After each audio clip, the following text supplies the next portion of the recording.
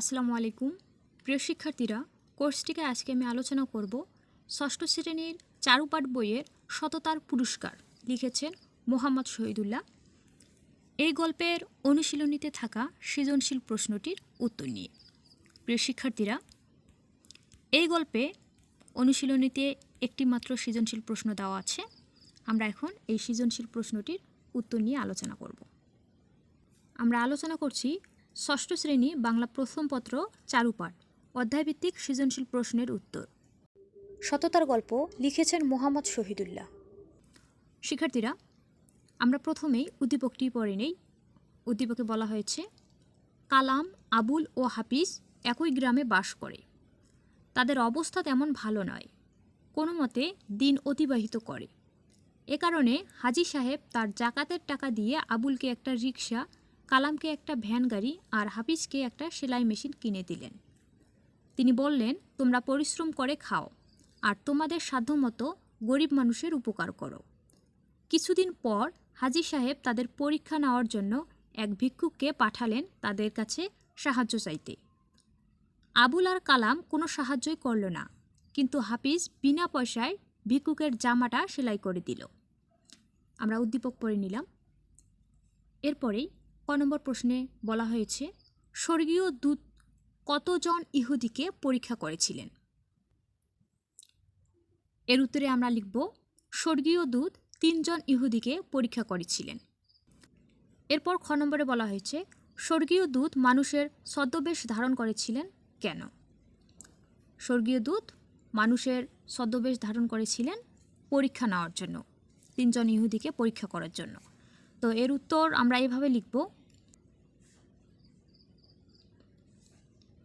ফেরেশতা হলেন আল্লাহর দূত, তারা নূরের তৈরি। মহান আল্লাহ মানব জাতিকে কখনো কখনো পরীক্ষা করে থাকেন। এ পরীক্ষা তিনি সবাইকে একইভাবে করেন না। আল্লাহ তাআলা এমনিভাবে 3 জন ইহুদিকে পরীক্ষা করার জন্য ইচ্ছা পোষণ করলেন, আর এ কাজের দায়িত্ব দেন একজন ফেরেশতার উপর। আল্লাহর দেওয়া হুকুম পালন করে ইহুদিদের পরীক্ষা করার জন্য স্বর্গীয় দূত মানুষের ছদ্মবেশ ধারণ করেছিলেন।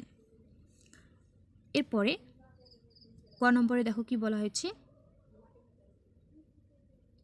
কালাম ও আবুলের কাজের মধ্যে সততার পুরস্কার গল্পের যে দিকটি প্রতিফলিত তা ব্যাখ্যা করো। আমরা যে উদ্দীপক পড়লাম, এখানে কালাম এবং আবুলের কথা বলা হয়েছে। এই কালাম এবং আবুলের কাজের সাথে সততার গল্পের কোন দিকটি প্রতিফলিত হয় সেটা আমাদেরকে লিখতে হবে। তো এর উত্তর আমরা এভাবে লিখব, কালাম ও আবুলের কাজের মধ্যে সততার পুরস্কার গল্পের ধবল রোগী ও টাকওয়ালার দিকটি প্রতিফলিত হয়েছে। সততার পুরস্কার গল্পে আমরা দেখতে পাই ধবল রোগী ও টাকওয়ালা আল্লাহর কৃপায় স্বর্গীয় দূতের সাহায্যে ভালো হয়েছে। তারা দূতের দেওয়া উট ও গাই পেয়ে প্রচুর উট ও গাভীর মালিক হয়ে সুখে দিন অতিবাহিত করছে।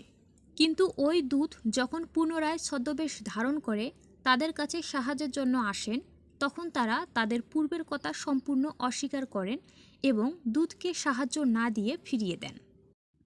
পক্ষান্তরে আমরা উদ্দীপকে দেখতে পাই হাজী মকবুল সাহেব অর্থ দিয়ে আবুলকে একটি রিকশা এবং কালামকে একটি ভ্যান গাড়ি কিনে দেন। এর ফলে তাদের ভাগ্যের পরিবর্তন সাধিত হয়।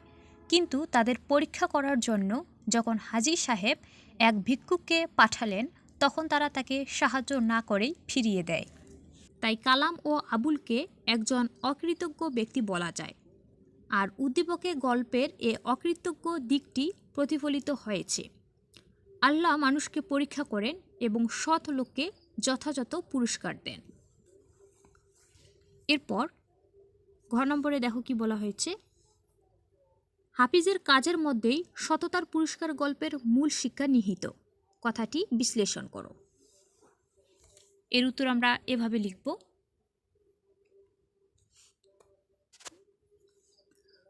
সততা ও নৈতিক মূল্যবোধের পরিচয় তুলে ধরাই সততার পুরস্কার গল্পের মূল শিক্ষা, যা উদ্দীপকের হাফিজ চরিত্রের মাঝে সার্থকভাবে ফুটে উঠেছে।